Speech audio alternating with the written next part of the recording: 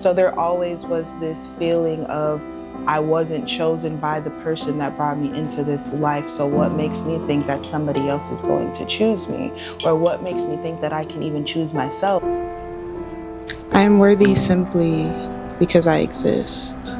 I am worthy because I am here in this present moment. I am worthy, I am worthy, I am worthy. I think for a very long time, I didn't realize that a lot of my challenges, a lot of my insecurity, lack of self-trust, like a lot of this is rooted in worthiness, who I really saw myself to be, and how much of others' opinions, emotions, and just responsibility and obligation that I felt I had for other people. And this is not a blame game, it's just a realization. So I'm just gonna start this off with some light stretching and breath work for myself and also for anybody else that feels like they need that today. We're gonna breathe in to our stomach. I'm on my period right now, and I'm still just feeling this white energy. I was like, I just want to be loose and free, naked. Usually how I love to be. I'm gonna breathe good into my body, breathe into my stomach, breathe into my pelvis. Your pelvis is down here. So a lot of the times when you're doing, like, if you've done like breath work practices or anything, they tell you to hold your stomach, hold your heart. And I feel like these are truly a part of our grounding centers, our mind, our heart, our pelvis. Get into your body and just like feel what your pelvis looks like. Like feel that shape of the pelvis and just bring your mind there. Hold that for 4, 2, 4, and release.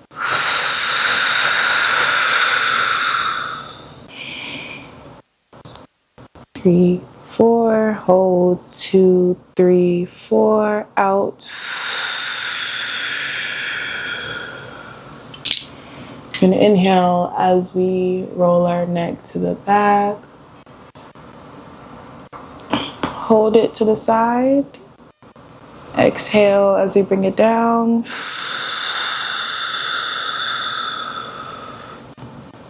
And hold. And we're going to do that again. Inhale to the back. Hold. Exhale. And hold. Inhale to the back, and if you notice any part of your body holding tension, I felt it in my calves and my thighs. Release that, even if it's just for a second, like just realizing, oh, I'm like this, put it down. 2, 3, 4, and exhale. One more time. We're gonna hold, and we're gonna do it again. Inhale.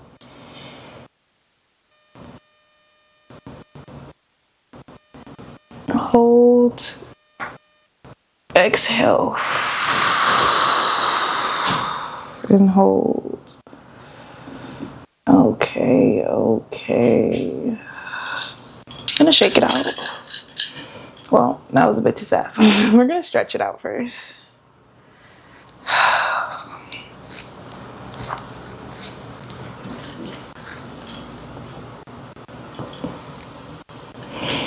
I feel good. I feel beautiful. I am beautiful. I am amazing. I have some water with some grapes in there. Frozen grapes. And I found seeded frozen grapes. It's crazy because that shouldn't be like a surprise, but it is because I haven't found seeded grapes in so long. So I got them and I froze them. And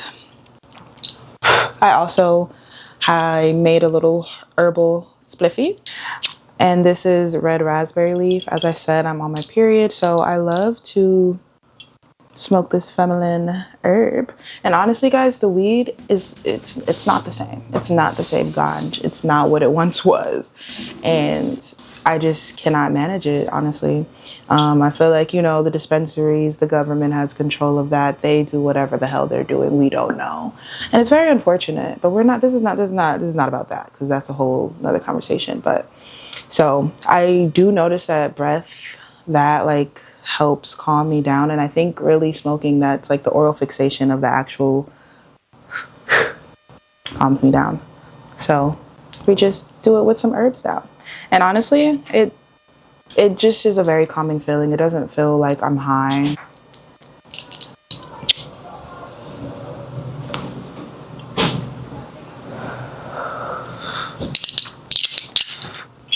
And then I'm just gonna light some of my phlo. It's an element of earth and it brings me down to earth. So we're just gonna have her do her thing, and we're gonna release any fear of using my voice. We're gonna release any fear of perception or just being seen. Like, I am here and I am here to be seen. This is what it's all about. This is what it's all about. So in today's video, I really just wanted to talk about worthiness. And I feel for me, there has been an abandonment to worthiness pipeline. And I just want to talk about that, tell a little bit of my story. And I feel like this is something that a lot of people may be able to connect with. And I feel for me, through therapy, through many years of therapy, I feel like I had my first therapist freshman year of high school. And it's been like on and off with different therapists, whatever the case may be. But with every therapist that has met me, I talk about my relationship with my paternal side, my father. And honestly, I noticed myself kind of resisting, because I had to separate the meaning of father, of dad, and what my physical earthly reality has been with the masculine, the one that helped create me. So yeah, we're gonna just call father for this video just to make it easier. But even though sperm donor is something that I do want to say, but I think that's rooted more so in my anger, and probably ego as well. So we're just going to say father for the being of this video, and not to please father, just to be in my own energy and not be like I'm trying to project out any ego or anger onto anyone or anything like that. So yeah, growing up, me and my father's relationship was interesting. I remember like being younger, like maybe from like, I guess I remember our relationship a little bit when I was maybe about like 4 or 5 years old, and I would go over his house and like we would cook together and like we had good times. I do remember that. But then I also, majority of the life, because I am now 26, so from about 8 years old to 14, I didn't have a relationship with my father. Him and my mom and his wife had a huge like fight, like physical fight and just emotional. I know that, like now I know now, and wow. Now I know now that it was very big, more so emotions than anything else. And I feel like when you are holding on to emotions and you don't truly express yourself, there's anger, there's rage, there's shame, there's guilt, there's fear, there's all these things that build up in our stomach, in our solar plexus, in our sacral and our solar plexus chakras, both of those, where I am now healing cysts in those areas, and healing through having cysts in those areas. They are healing, they are getting smaller, they are releasing, they are reducing right now. But I'm saying that speaking as phajjahh now, but phajjahh then, I think this was like second grade, I think the day before second grade or something. My father, he's he's always been very, I feel like my father has always been looking for love, and he didn't really get that from his parents. So it just kind of trickled down to what he was not able to do for his own children. And there was many times after this huge, the fight was like before second grade. Let me just say that. So it was a fight. It all happened. What they say, what they've told, what they said it was all about. I can recall was that I've been lying a lot as a child, and that's what started this whole interaction, and that they needed to have this conversation face to face about me lying. That's what it started as. And I'm not going to say that I wasn't lying. And how many of us didn't have lied and are still lying, or and lied as a child? Like, but I'm not taking the responsibility of that to what manifested into the fight. Like, that's, you're not going to blame that on me, but I carried that for many years, that this all happened because of me. We don't have a relationship because of me. Maybe if I would have done this, or maybe if I would have done that, then we would have a relationship. And I'm now in a place of knowing and understanding emotions, and knowing how to work through them and feel through them, and just communicate with people that this never had anything to do with me.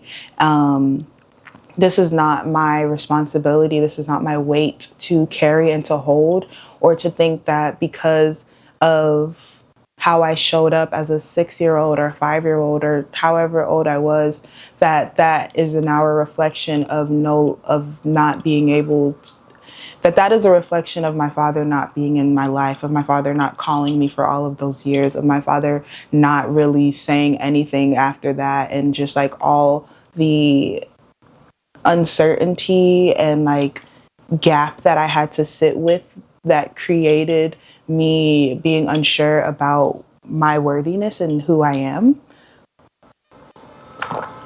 Follow with me, guys. This is like the first time I'm expressing this, and I feel like I'm trying to like let it come out flow, but also there's still elements of it that hurt and that I'm trying to like figure out now. So yeah, so that was basically the base story of it. So from after that night of the fight, that was the day before second grade. And that was also the first time that I realized I felt these feelings in my stomach, or I felt this anxiety.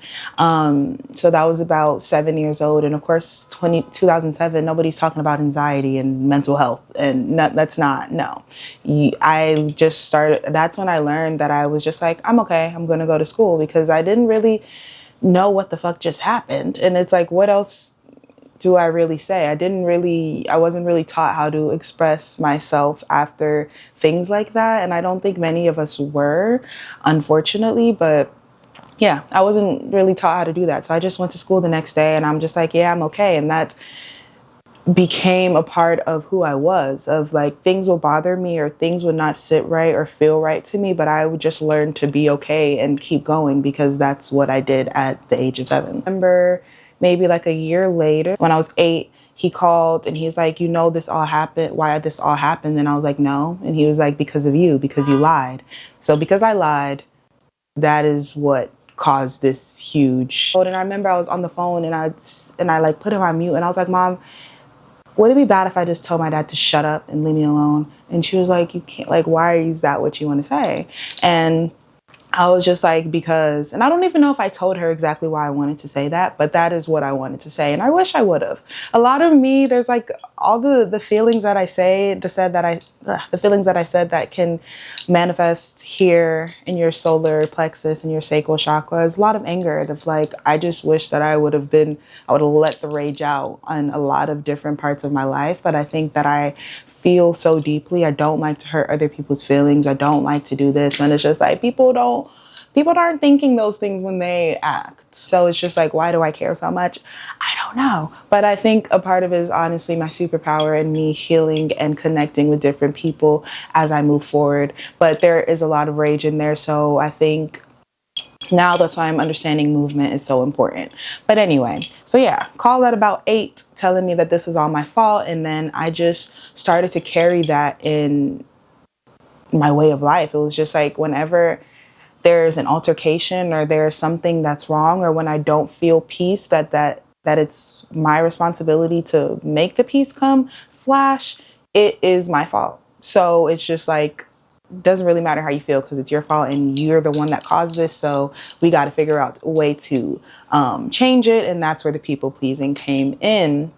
So from then till I didn't speak to him again until I was probably 14. I remember I was in 7th grade and I went to see him, and then I told him that it all happened because I guess like there was jealousy there, that's why. But now that I really like sit and look and I think about that day that I went to dinner wherever we went, I remember he was crying and he's like, he made mistakes in his life. And, you know, I see that he's a human. I get that. I understand that. But like, a 7-year-old just cannot be responsible for grown adults' feelings like that, or grown adults' emotionals fighting. Like there's no way that what I did leaded to that. There was definitely deeper things in between grown adults who are having this altercation. And even as I speak now, I'm like, I think of things of like lying or jealousy or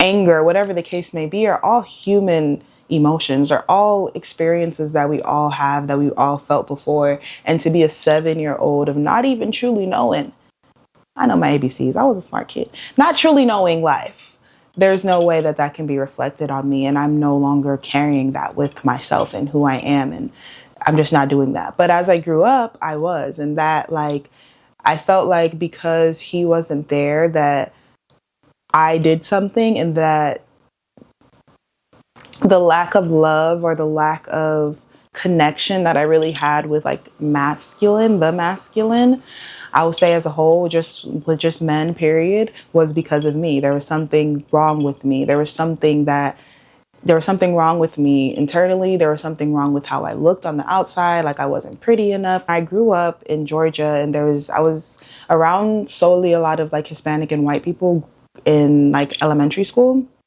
like my developmental years, basically. And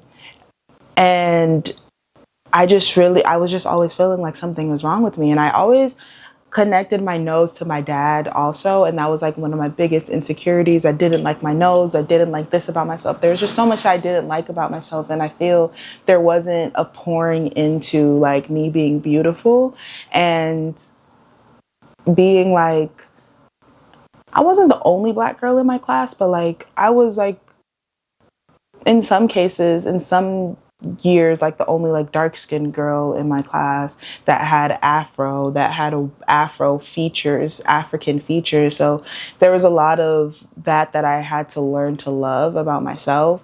I remember my granny did my hair in the twist that I now do willingly. And I think that was just beautiful, me wearing my hair like that for my birthday.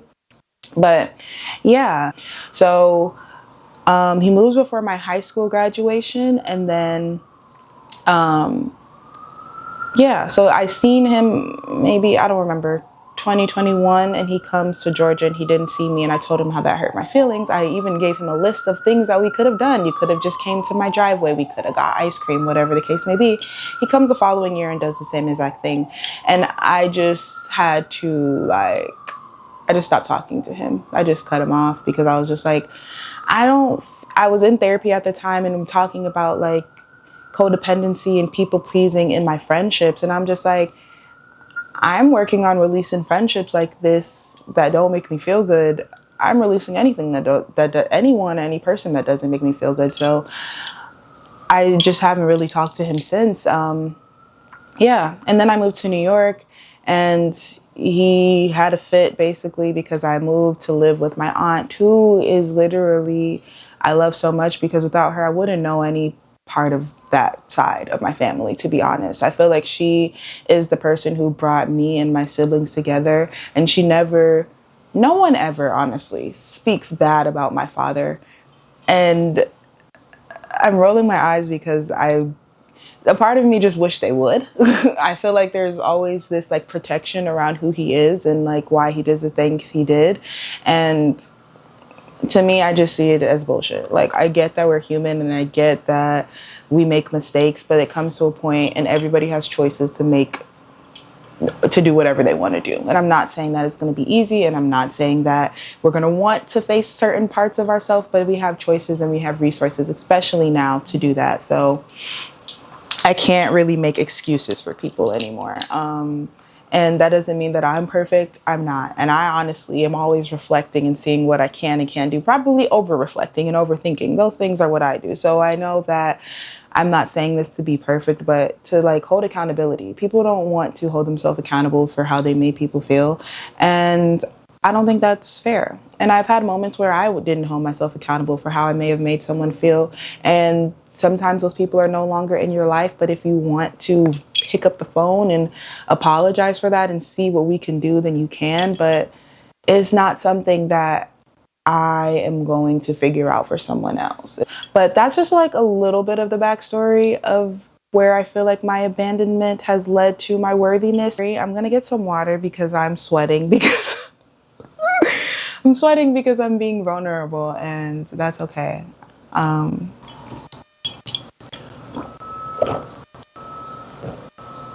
I have given a lot of my power to him and like his choices and his lack of being there being a reflection or a connection of like my worth. And like I said, growing up, I always felt like something was wrong with me, and like, why didn't he choose me, and what shouldn't I have done, or what could I have done to make him choose me? Or maybe I shouldn't have said anything when things were bothering me, or maybe I shouldn't.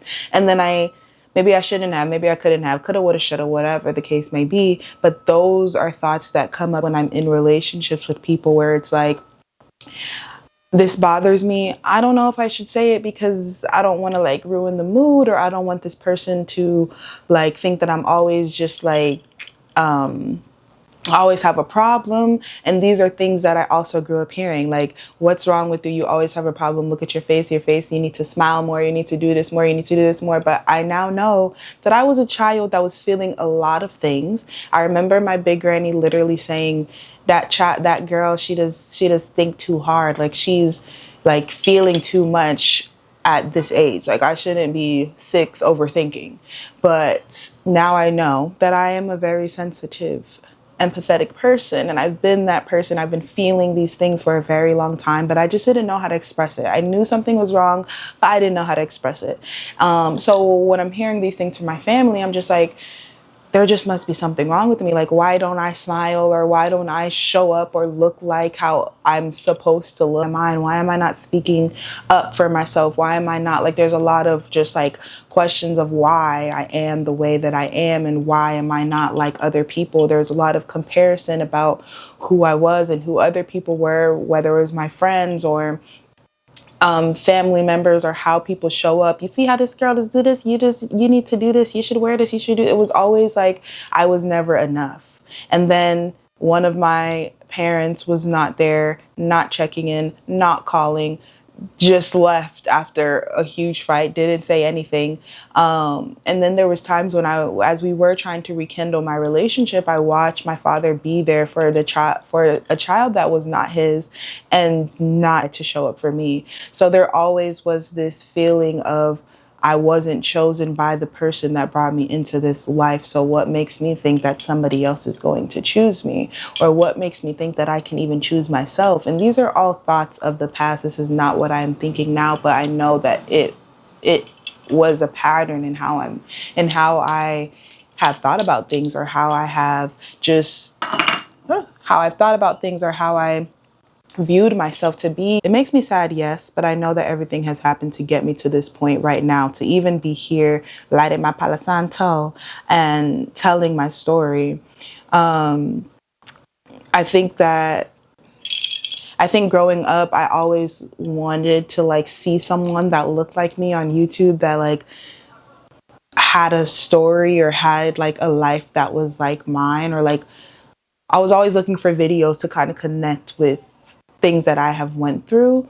And as like a younger child, that wasn't really like, we weren't really talking about things like this. So I'm really happy to be here and talk about things like this, and kind of just how I've shifted my mindset. But yes, I feel like now there's been a lot of reflection in my life of like, who I am and the things that I've done. And I'm very, very, very, very, very, very proud of myself. I feel like a lot of what I grew up, a lot of the projection I grew up around of like who I was something that I held on to. And like those are personality traits or characteristics that I like felt were me. Like I felt like I felt like things were wrong with me all the time, or I wasn't going to be able to feel love because I have an attitude all the time, or like I just always felt like there was something wrong with me because of what people were saying. And honestly, there was something wrong. I just didn't know how to explain it. And I can't beat myself up now because of things that I went through as a child when we were brought here to learn these things. And some of us were not equipped to teach these things to people because that was never taught to them. A lot of parents didn't have parents that taught them emotional maturity, that taught them how to express themselves, that taught them how to just live a life different than what everybody else in the family is doing. And I feel like in Caribbean culture, we are very close, and we are very close in proximity, but not necessarily always close in true connection and emotional connection and expression and all of those things. And I think I've always been very sensitive and emotional, and I've been very sensitive, and I feel like that was seen, that was shown. And I've also been very emotional, and I learned to repress that and to just hold that down. And like, we don't need to cry. We just need to go to school and get good grades. And we don't need to say how we feel. We just gotta, this is what it is. Like, this is what life is. This is how it is. Until I realized this is not how it is. This is literally not how it is. This is not how it has to be. I don't have to continue to live in any of what I don't feel good about.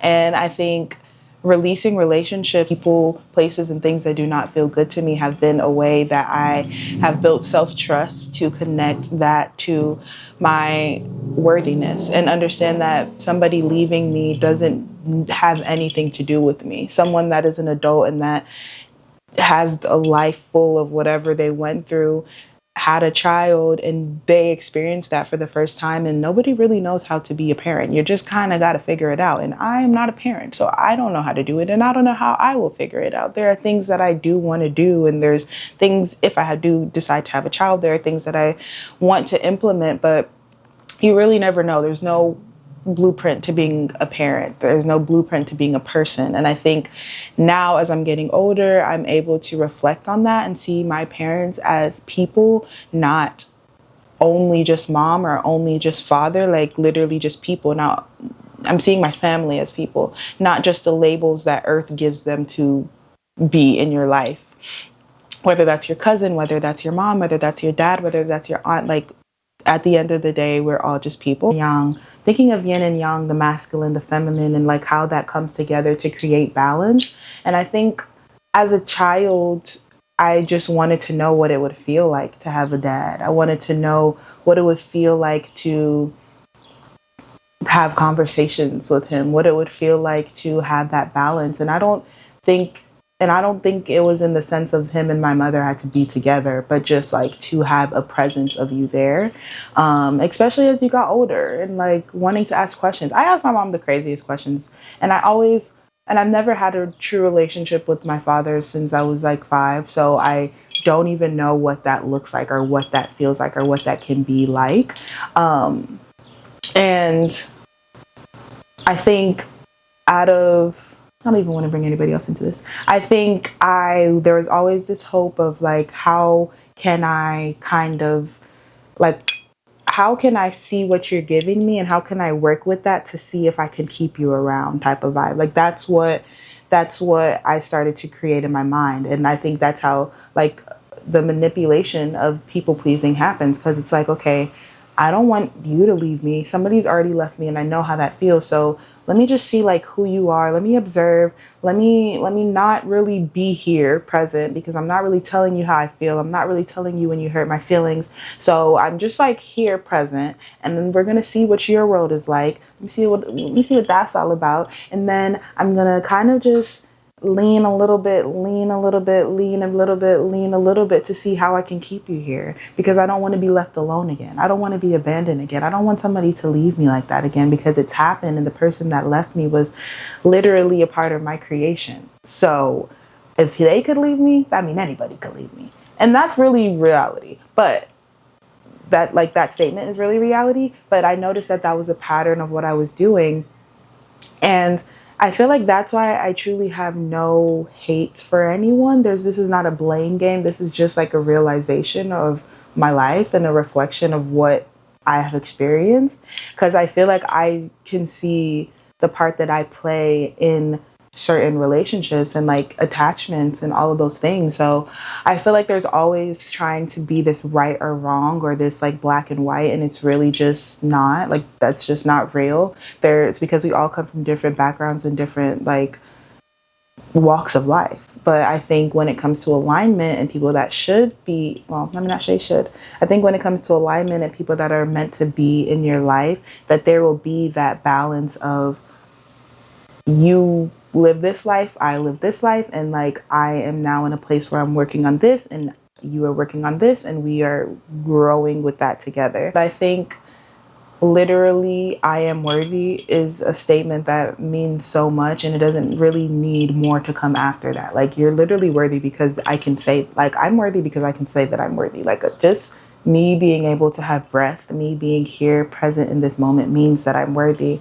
I think that I felt like I had to show up in a certain way to be worthy, or I had to present myself in a certain way to be worthy, or I had to look a certain way to be worthy, or I had to be productive or do things to be worthy. But I'm literally worthy because I am here sitting and I can say to you that I am worthy. And you are worthy because you're looking at me and you can say right now, say it, I am worthy. That is it. That is it. Like, there's not much that you should have to do to feel worthy or know that you're worthy, because you are worthy. And I'm not saying that we don't have to like build that back in ourselves, because yes, we do. I'm actively doing it, but I'm just saying that there's not so much that we have to pull and tug onto to be worthy, because we are all worthy of love. We are all worthy of presence of people. We are all worthy of love. We are all worthy of presence of people. We are all worthy of connection. We are all worthy to just be